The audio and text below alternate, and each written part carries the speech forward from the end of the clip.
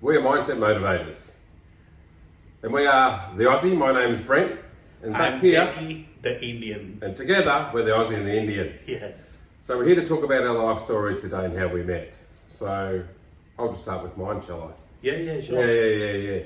So my life story is that life is always about ups and downs, and I've had a few downs in my life, and I've managed to get myself out of those downs or adversities or bad feelings or whatever. So back in 1996, when I was 26, my mother passed on, and it took me a good 4 years after that, Jackie, to get my life back on track. So from 96 to 98, I basically drank a lot of beer, ate a lot of food, put on about 20 to 25 kilograms of weight, because I was sad, depressed. I was angry. These emotions that were present at the time. Angry. Yeah. I remember I'd get into fights at nightclubs. Someone would just say something to just piss me off just a little bit, and I'd punch them in the head because I was just so angry. Yeah. But I'm lucky that I had got some really good friends and mentors. And I remember in 1997, a year after Mum passed, I went to my best mate's dad, Laurie, and I said, Laurie, she was friends with my mum. He was friends with my mum, sorry. And I said, I'm really struggling after mum's died. And I said, can you help me? And here's me, a 26-year-old man in front of, I'm going to guess, probably 53-year-old man. I'm crying my ass off, but I've known Laurie since I was born. Mm-hmm. And he said, yeah, Brent, I want you to take this book and read this book. And up until that point, I'd never read a book in my life. I've never told you that. Yeah. I've never read a book ever, but I read the book. I trusted Laurie's wise owl knowledge, and I read the book. And to this day, it's still the biggest selling book of all time. Yes. How to Win Friends and Influence People by Dale Carnegie. And it's always a book I recommend because that really started to shift my mindset in a positive manner. And the one learning I got from that book was the most important word in English language is someone's name. So from that day on, after reading that book, I made a point in every conversation saying that person's name I'd just met 3 times so I could remember it. And I might go 3 or 4 years without seeing someone, but I still remember their name. So by remembering someone's name, it creates great rapport with someone. It's easier to connect. And yeah, I just loved it. But after reading that book, it was 1998, and I was dating a girl for about 3 months, and we broke up because I was still sad after Mum died. And she said, you should go do Landmark. And for some reason, and Landmark's a self-development course in Melbourne to improve your life type thing. For some reason I listened to her and I went, and actually changed my life. I remember sitting there in the room with 143 other people in Melbourne, and I just remember some of the stories other people had. I remember a guy was at the front, roughly 40 years of age. He was raped by his uncle in a park. I still remember that like yesterday. His story, there was a lady there that got raped. All these other bad things happen to people, and I'm sitting up the back going, well, I had no control over my mum dying, and actually their stories are worse than mine. Exactly. And it's just like, and it was funny, just from knowing that, I actually felt a bit better. But the real catalyst of that Landmark course was, I never got to say goodbye to my mum. She died playing tennis suddenly, and we had to write a letter. So I wrote a letter to Mum to say goodbye to her and say all the things I wanted to say to her that I didn't get to say while she was alive. I remember it was about 3 or 4 pages long. I read the letter to this old guy sitting next to me. I cried the whole time while I was reading the letter out, and even when I was writing the letter. But that was the start of my healing process. I felt a lot of relief, a lot of sadness go away from my body, but I still wasn't fully healed by then. But my mindset shifted. Now I was a golfer, pretty good golfer for about 2 handicap for a lot of years, and when Mum passed, I actually sort of stopped playing for about 7 years. So I thought, I should start playing golf again. So I did. And so when I was 28, I started playing golf again. But for those of you who play golf is very tough mentally. So if you're not in a good mental space, you can't play well. It's impossible. So my goal was to win a golf club championship for Mum. At that point, I was still an amateur, and the golf club championship is the best golfer at your club over 4 rounds of golf. And that was my motivation. So I used to pretend that if my mum came back to earth for 30 seconds, I wanted her to see me, and I just invented this myself. I wanted her to see me as a club champion, because she played golf, we played golf together, and also tennis. And I just wanted to see that. So that was my burning fire type thing inside. So after many trials and tribulations in 1999, I nearly won a club championship at home at Cobbenbrugger, but I was just too nervous and I was putting too much pressure on myself. And sometimes I think you got to lose before you win. Exactly. And I reckon you actually learn more from losing than winning. Yeah. And then in the year 2000, it was funny, Jake, because I never played golf in the rain ever. I didn't like it, especially with glasses you can't see because your glasses get wet. Yeah. But I remember the day before the last round and it was going to rain the next day. I had to ring my mate Ben. I said, Ben, I need you to come and caddy for me tomorrow. I want to win this club championship for my mum. He was sort of taken back by that. It's not for me, it's for my mum. He's not with me anymore. And he goes, no, it's going to be raining. And I said, Benny, if you caddy for me, I will win. I know that because I've got to keep my glasses dry, my clubs dry, because I never play good in the rain. Can you come? I said, ask your wife. So I asked his wife, we've got to leave pass. And Ben helped me win that club championship. But to this day, and this is still one of the best moments of my life, was the last shot in the last green at Tonkin Ball. Hit an 8-iron just left of the green, and I did a fist pump, which has been my anchor to walk on fire at Tony Robbins and all this, and the ice bath and everything. And I remember the 140 metres from there to the green, I could hardly see, I was just still crying. I had 3 putts. I knew I had it won, I was still crying, couldn't even see the ball hardly. Then I'd won, I felt a big relief, walked up the steps, because it was raining, all the people were inside watching from inside. And my 2 mates, Shane and Darren, they go, did you lose? And I go, no, I actually won, but I'm so relieved that I won this for my mum. And I went in and had a beer, said thanks to everyone, then went home. I was just so tired. So that's one half of my story. But then not long after that, I did a self-development course, Tony Robbins. Now I'm the type of person that will do more for someone else than for myself. And a friend of mine told me their story in relation to something bad that happened to them. And then it was like the day after, in the mailbox of Wangaratta, I got this leaflet saying Tony Robbins UPW, Unleash Power Within. And I remember ringing this person, I said, let's go, that'll help you with your thing. I didn't even think about myself. Well, it actually wasn't about me at all. Exactly. That'll help you with your thing, and I'll just go there for a bit of fun. But what actually happened, the end of that, I remember the end of the 4 days is pretty intense. You walk on fire in bare feet and all this sort of stuff. And I just said, fuck this, I'm going to do golf the rest of my life. So I remember driving back to the National Bank the next day. I'd been banking for 16 or 17 years. Rang the big boss. Fuck the bank. I rang the big boss, Billy Dean, at the bank. I said, Billy, I want to be a golf pro. He said, I know you love golf. You're always playing it all the time, so I know that about you. And it was about a year in transition between it come time to quit. I just had to do tryouts, had to go through a tryout period to become a golf pro. And then when it come time, I said, Billy, they want me to start in 2 weeks, but I know you need 4 weeks. And he said, no, Brent, you've been honest with me straight from get-go, like 12 months. And I'll tell HR in Melbourne that you've given me 4 weeks. So I didn't lose any benefits, got on my long service, got everything. So that was a real turnaround in my life. So I moved to Melbourne out of country Victoria to be a golf pro, of which I still am. Adversity hit our family again in 2017. So when my little sister passed, she really struggled with mental health issues from the age of 12. When she was 19, she tried to take her life. I remember I was at a concert in Brisbane with my best mate, and she'd overdosed, and Dad rang me, it was like midnight. And so she tried once, but she had a history of bipolar, and also in the end it was schizophrenia. She was also diabetic, a lot of health issues. And in 2017, she took her own life.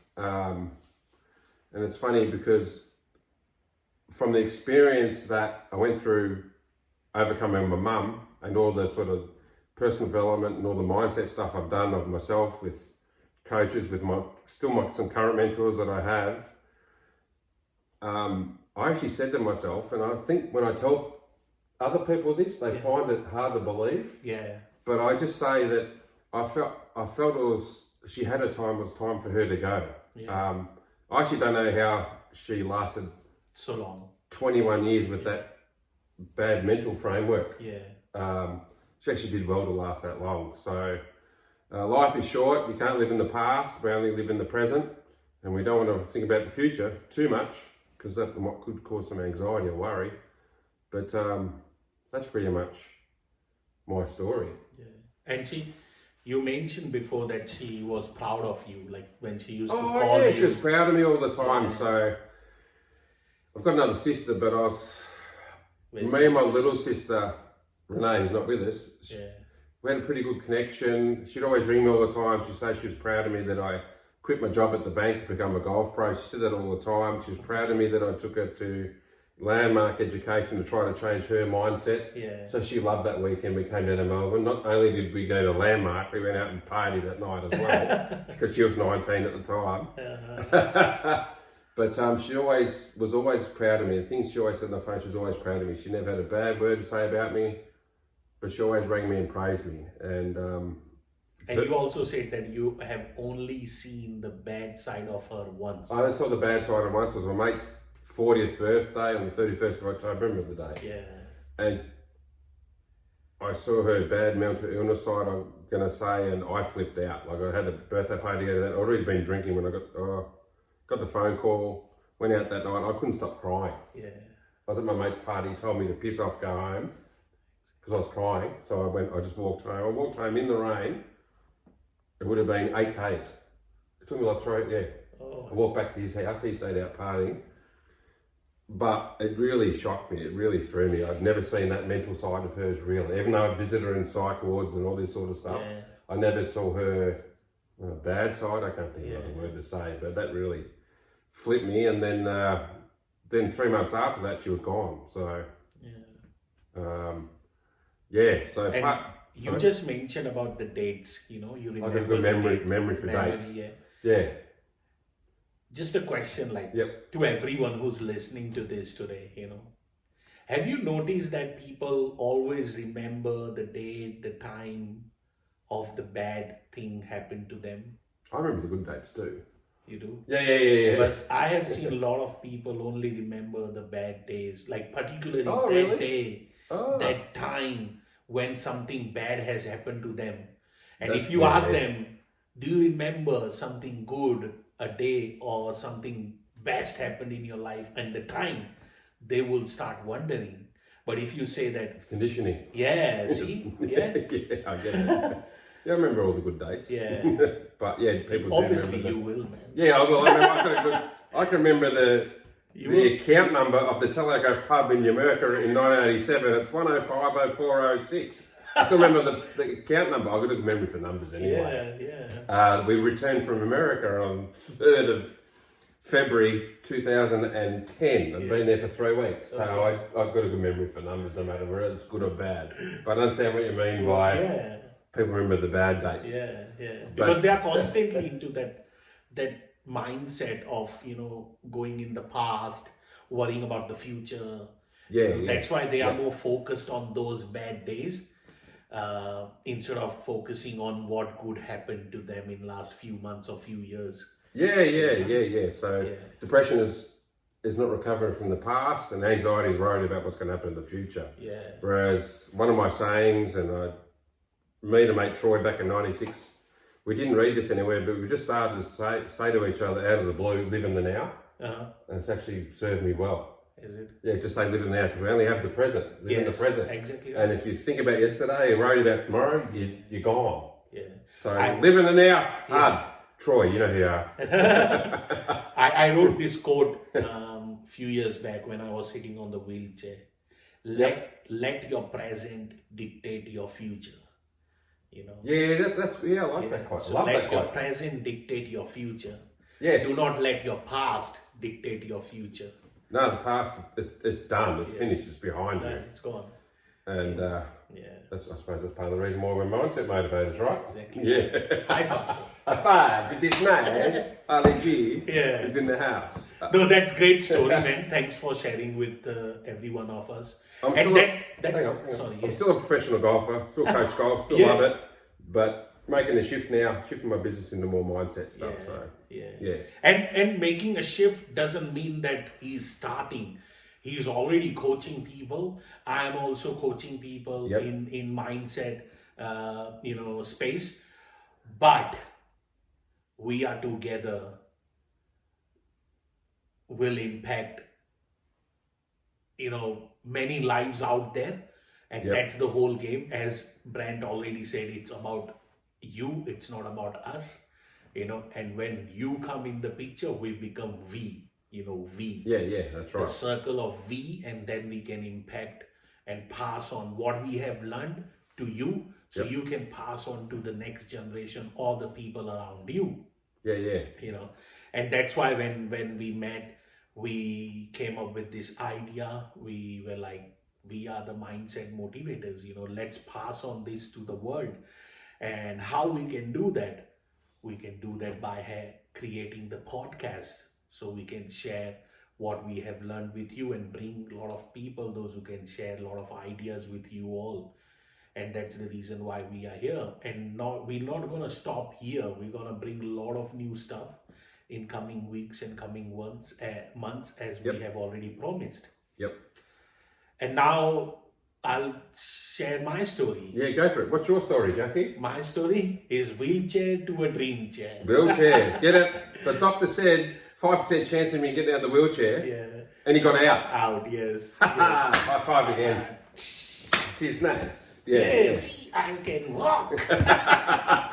So, my story, I came to Australia 17 years ago, almost 2007. I'm talking about as a student. I came to do my master's in international business management. And there was a reason behind that, because my father wanted me to come to go abroad and do studies. And my father made this decision because he always had that in his subconscious mind, that I want to send my son to abroad, because he was not able to go because of his family responsibilities. And it started with one of my friend. Hey Bhavin, if you are listening, this is for you. He went to my house one day and he said to my dad that he's coming to Australia for studies. And my father was like, if you going, you should take Jackie as well with you. And then when I came home back from my uni, and my father was like, you got 2 months to clear your English test and get prepared for Australia. I was like, what? Australia? I was like, no, I can't. And he's like, no, you going? I was like, where this is coming from? And my father is like, Bhavin is going and he's flying in next 1 month, and in next 2 months you are flying as well. I was like, my God. And here I am in 2007 March, and just 30 days I landed in Australia. I lost my father because of an heart attack. And he was just 54, young. That's right. And energetic. I was young. I was in my 20s. My sister was in 20s. My younger sister. My mom, like when my father was alive, my mom never ever went out for a shopping, or she had to do something, because everything was given to her. Because my father was so, protective and so family oriented, that he always used to take care. If something is not there in the house, you just ask him and the next minute it's there. Wow. So when my father left, my mom was struggling, to cope up with the new environment and new activities around the house. And I decided not to, pursue my study anymore. But my sister and my mom forced me that you should continue. You go back to Australia. I went for my father's funeral service. At that time, they were like, we know that you do not want to go. You want to stay with us. But the reason why you should go is because it was not our dream. It was your father's dream. So finish your studies 2 years and come back. But after 2 years, when I finished my studies, I got the job, the corporate job. I was working full time, and then got involved into that, because I had to pay off the uni loan, which I borrowed from the bank, Yep. So I thought that I will work for 2 years until I have my another visa, and I will go back. But that 2 years went by, third year, fourth year, fifth year, and then I was like, this is my life, I think, and then this is what my father wanted, and this is what I want now. Yep. So then I got married in 2010, December, to an amazing lady I met in my uni days in India. Yep. Rashmi, my wife. I love you, Rashmi, if you're watching this. So we married, and then she came back. She came to Australia in 2012, and then we started planning for growing our family, buying a house. We both were working. She was working part-time. I was working full-time. We saved some money together. Then in 2014, we bought this land where I'm sitting right now. In 2014, we started constructing the house, building the house. And then 2015, we moved in February. February, yep.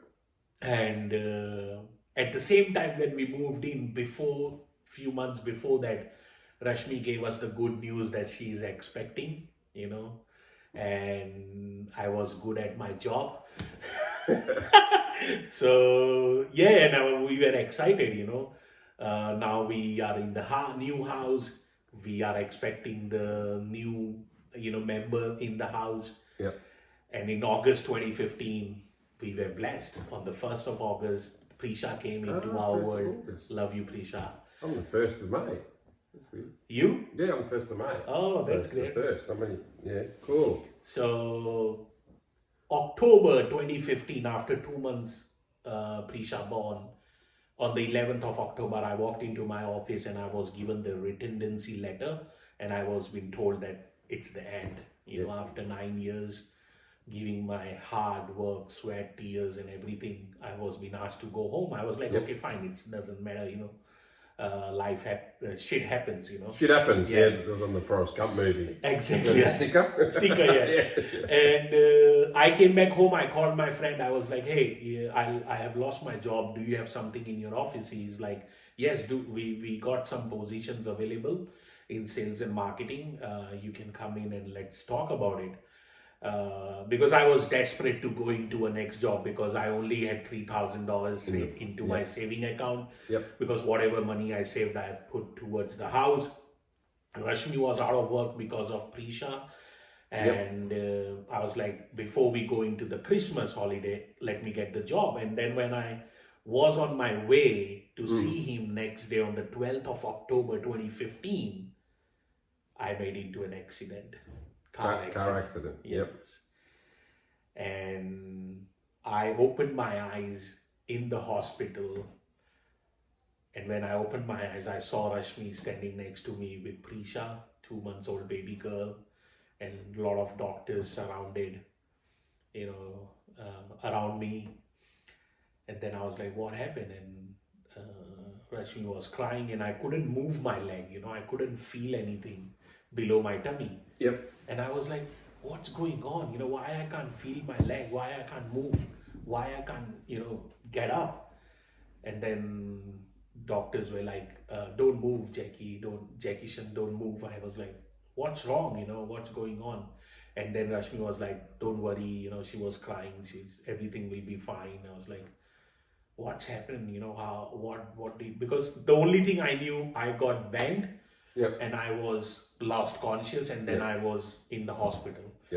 And then doctors came to me and they said that we need to go take you to the, take you for the surgery, spinal surgery, because your nerve has been compressed and it's severely damaged. And because of that, it has stopped sending the sensation.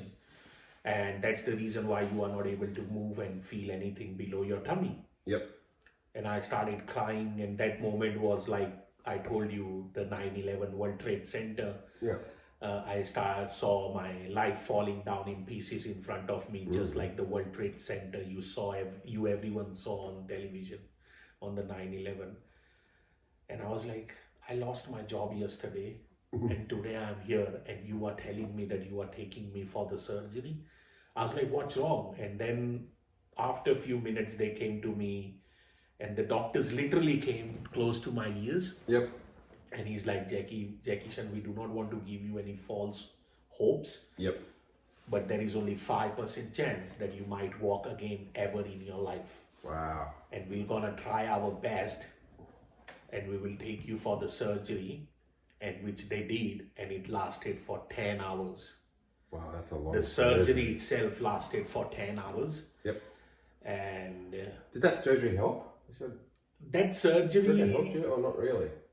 at that moment, for 3 years, it didn't help. I didn't help. saw any No, result. okay, you know? didn't help. Yeah. There you That's what that's the reason why they told me, beforehand. Yeah, That's what doctors does, they don't give you false hope. go. No, that's right. Because then you might go back to them and say that you told me I will be better, but I'm not, That's why they already upfront told me that, Jackie, we will do our best. Yep. But we have done the CT scan and MRI and everything, but it's not looking good. Yeah. So here you are, you got $3,000 in the bank. yeah. You've got no money coming in. You've got a new house. Yes. All your savings are gone. You've got a baby that's 2 months old. Yes. And I think you're in hospital for 8 months. 8 months. So yeah. how did you survive financially? Yeah. So when I was in the hospital, I didn't knew anything. Yeah. I keep asking Rashmi that how we are paying for the mortgage, because my mortgage was 2,200 Australian dollars. Yeah. And I was like, who's paying for the mortgage? Who's paying for the light, electricity, Yep. and everything. Yep. And then Rashmi was like, don't worry, it's already been taken care of. You just focus on yourself, take care of your health. And I was all constantly in stress. And then after 8 months being in the hospital, I came back home. When they didn't see any improvements in me, the doctors were like, we need to move you out, because we got a lot of patients waiting. Yep. Yep. So I came back home on my new ride, which was not Ferrari, which was wheelchair. A bloody wheelchair. Yeah. We call it as an Aussie, bloody wheelchair. Yeah. And I don't know if I have told you this, but I got my wheelchair with me right now. Oh, have you? Yes. Oh, Yeah. why? Because it's my motivation. Oh, it makes you feel angry? It's my angry reminder. motivation. Yeah. Would it be? Yeah, it's my motivation and it's my reminder. And I will, on this note, I will tell everyone, Anna. Yeah, go. Anyone who goes through a bad phase, anyone goes through a failure, always keep a small reminder of those days, because that small reminder can help you to paint a successful story for yourself, But then again, you need people like Brent and me to help you how to paint that picture. Yeah. Because correct. we have learned in our own life how to create that small piece of adversity, the memory to a successful life, and that's the reason I got a wheelchair with me. Okay. So when That I makes lose sense. hope, when I lose my motivation, when I am demotivated, when I am not focused, I go and sit on that wheelchair. And when I sit on that wheelchair, it reminds me how far I have come. Yeah, well done. Yeah, you're walking now, so... And then after coming back from the hospital, I sat down with Rashmi and I was like, you need to tell me now who's paying for the bills and everything, because it's not right. You are not telling me, because I'm worried. Every time somebody knocks the door, every time somebody rings the bell, I think it's a bank. The bank trying to take people the from house bank. back. Yeah. Yep. Because I want to know if the mortgage is going on the time, because it's a new loan, new mortgage. If we don't pay on time, we might lose the house. Yep. And then finally Rashmi told me that it's mom who's sending money from India to pay for the mortgage. Yes. Yeah. Mom, Yeah. I love you. Cool. And she never ever have asked people for a single dollar or a single rupee in her life. Yep. Never. But she did it for me. She went out to the people which she never imagined she has to go and ask for money. Yep. But she did. She went out and asked for money every month. to pay 2200 Australian. When you convert 2200 Australian dollars in Indian rupee, that's almost more than 1 lakh rupee a month. Yes. And that's how when So your family got you through financially. Yes. Until you get back on your feet again. Yes. Literally. So Rashmi started doing cloth alteration, you know. Yep. She started doing stitching and all, so she can make some extra cash to pay for the grocery, because the $700 which I was getting from the government, government, you know, that all that money was going into Prisha and the gas and electricity bills. So you just got by in that time. You did what you had to do. Your family pitched in, just to get by in that time. Exactly right. Yeah. To just pass that time, so we can get to that new life where we might can see hope or possibilities, you know. Yeah. And then she told me, and that thing when she told me about mom paying for the mortgage, it hurt me, you know. It was something like somebody has stabbed me in my heart. I was like, everything what I was doing, the study in Australia, the job in Australia, I was doing it for them, to give them the better life, because as a man, that's what we have been told since the childhood, that you are the provider and you are the protector for the family. And when the man, goes down, what happens? Your ego starts coming in. You feel worthless. Yeah, and that's exactly what I was feeling. I was feeling I'm worthless, I have no use, and I can't even provide a better life to my family. How can I? You had bad thoughts at that time, right? Yeah, and because of those bad thoughts and bad situation I was in, I wanted to end it. I just wanted to end it. I was like, it's better if I'm not here. Yeah. You know, so they can use that money for themselves instead of putting it for me. Oh, wow. You know, they can live their life. At least they don't have to worry about cleaning. You felt guilt. You felt guilt at the time. Yeah, because I saw Rashmi cleaning my shit. Yeah. You know, I saw Rashmi changing my clothes. Oh, okay. Yeah. You know, I saw Rashmi feeding me. You know, and not only me, taking care of the house. Like, I felt like she's the man in the house. Yeah, so you lost your masculinity and, you know, you fell and nothing wrong with that, you know. As a wife, as your partner, they do that, but we been told that we are the man, you know. We've been told that we are the one, those who has to do that part of the life. Yeah.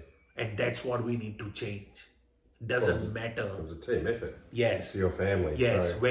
When you are in unison, when you get married to someone, then it's not man or a woman. Then it's one. It's a team. It's a team effort.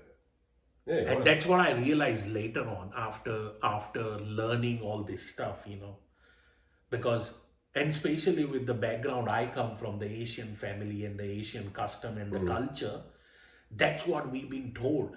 You know, same here. Yeah, and then I attempted suicide 3 times. Yeah, I wanted to. It's good that you suck at that. Yeah, I'm glad you shit at that. I'm very bad at that. Yeah, that's good.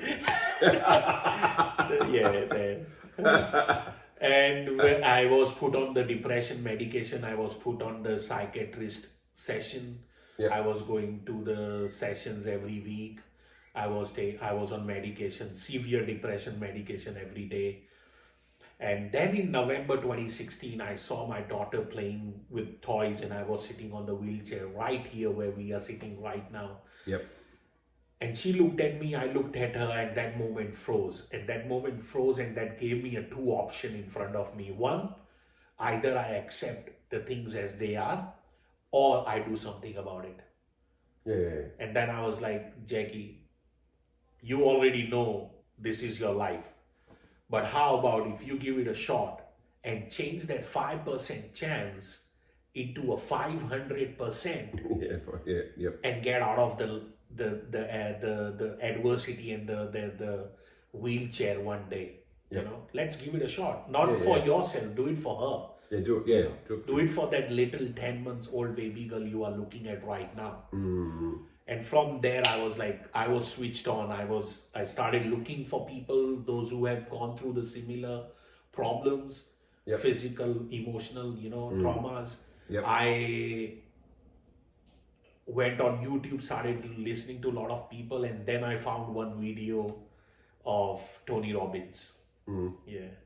I found one video where he was talking about mindset, subconscious mind, and focus and the energy. I was like, what language he's talking, What is this mindset and subconscious mind? And frankly speaking, before that, I never ever heard anyone talking about this. Yeah, where focus goes, energy flows. Yeah. And I started researching more. I started finding his video and a lot of other people's video on YouTube talking about this. And I was like, what is this reticular activating system? What is this amygdala? Subconscious. And what is this I knew about meditation, but how does it work? What is affirmation? The first time I heard about affirmation, I said, what the heck affirmation is? I never knew about mindfulness. What is mindfulness? And then I started reading about it, finding about it, and I was like, oh my God, this is the whole universe, isn't it? Yeah. And why are we not being told about this in our schools? In primary school, especially. Yeah. And then I finally tapping into it. I started creating structure in my life, start, good middle, habits. and end. Good habits. Good habits. Yeah. And then I started falling in love with those things. I started launching those things in my life, and I started learning those things every single day, evolving it. And when I started doing it, I started eliminating all my limiting beliefs. I eliminated all the toxic people from my life. Perfect. Yeah, I started communicating very well with Rashmi, my mom, my sister. I started opening up that this is what I'm feeling. Started to be the real you, authentic you. Yep. And when I started opening up, they started appreciating, and then I changed my expectations into appreciation. And when I changed that expectations into appreciation, I saw that energy started clicking, Yeah, it does. And expectations aren't good. Yeah. Set you up for failure. Exactly. And then just by the end of 2018, I saw one day my toe moving. I woke up. So that was October 18 from February 2016. 2016. So that's 2 years. 2 years and two and a bit years. Yeah. You had movement where the doctor said no. Then how long after that did you walk again? 4 months. So it was probably about 3 year gap between his accident and when he walked again when the doctor said no. So Jackie doesn't believe in a no. I don't believe in a no. But Jackie walked again. Yes. High five, brother. Thanks, man. Thanks. You did it. Thanks. Defied the odds, defied the medical field. Yeah. And see, that's what you need to understand, that anybody out there, telling you that you are not able to do that, you fucking should do it. Should you? Actually, that reminded me of something. Yeah. My dad actually taught me something really young. What? And I never answered at the time, but when I got a bit older, I did. Yeah. He'd say it all the time. There's no such word as can't. Yeah, exactly that. And I used to, when I was a kid, go, I don't know what you're talking about. Yeah. But that actually makes a lot of sense now. So thanks, Dad, for teaching me that. Yeah. Because Jackie was actually doing that as well. No such word as can't. And that's what I live on. Now if something clicks in my mind, from the day we met, you and me, we have explored so much new stuff in our activities, in our life. Oh, yeah. Yep. Whether it's related to the work, whether it's related to anything. The AI we use. Oh, the AI. I love AI. Yeah. I love learning. Yeah. The business we are creating, Yeah. The opportunities we are bringing on. The celebrities we've been talking about. Yeah, you gotta get them on. Because, and see, to do that, it will not happen overnight. You need a habit, you need a practice. And Yes. The best thing, you need people like us. Yeah. So If you are surrounded with the right people, those who are uplifting you, those who want more from life, those who want better life, those who want impactful life, those who want purposeful life, then automatically that energy will transmit into you and you will become a person like them. yes, correct. You are the top 5 people that you hang around. Yeah, So I've got my top 5 people have all positive mindset, exactly. all right. go-getters. Yeah, And I did exactly what Jackie did. I deleted all the negative stuff from my life. yeah, The TV news since 1996, all the negative people since 1996. I don't need them in my life. They're not adding to my life. same. Yeah. I stopped watching news. It's been almost more than 12 months. I have not even watched the TV. That's a big I'm tip literally today. telling Don't watch you. the news. Yeah, I have not opened my Netflix account. I'm still paying for it, but I have not opened it. Yep. I have not gone on the television and saw anything because it's rubbish. Yep. You need to surround yourself with people, those who can uplift you, not people, those who are putting you Correct. down 6 Yes. feet Yep. down the ground.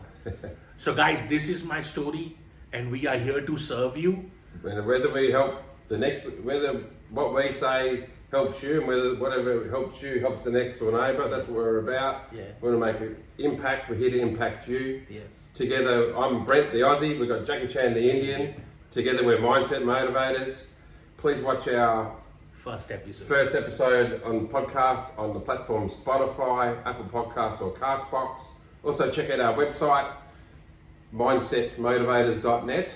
Yes. And we're also looking for celebrities, anyone who's been through adversity, whether it's celebrity sportsman, someone on TV, anywhere in the world. We'd love you to come on and share your adversities and how you use those to get to where you are today, to hit your pinnacle in life. So thanks for watching. Yeah. Thanks for watching, guys. The only thing I will say is pass on to people, those who really want help, because together we can really make a difference, and let's make the world a better place. Because I'm almost 40, I'm gonna turn 40 next 1 or 2 years. You're young. I'm 52. Yeah. But we need to make sure that we are leaving something meaningful for our kids in the coming years. Yes. Okay, and let's do that, and that's the reason why we are here. Okay, and you know where to find us. Do not forget to share this episode if you like it, but in next coming weeks and months you will be surprised to see what we are bringing. For now, take care and thanks for joining us. Thank you. Thank you. Well done.